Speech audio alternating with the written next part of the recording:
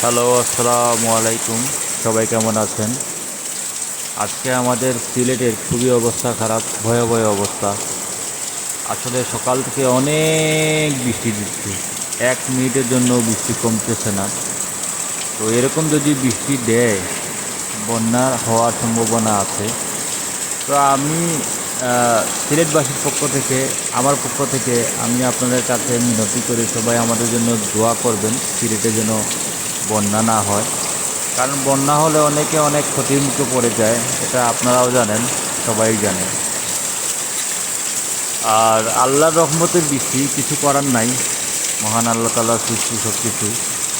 তারপরেও আমরা দোয়া করি যেন আমরা কেউ কোনো ক্ষতির মুখে যেন না পড়ি এই বৃষ্টির কারণে। অনেকের জন্য বৃষ্টি ভালো, অনেকের জন্য খারাপ, অনেকের জন্য খুশি। হ্যাঁ, অনেকের ভালো লাগে এই বৃষ্টি, অনেকের ক্ষতি হয়, এটাই স্বাভাবিক।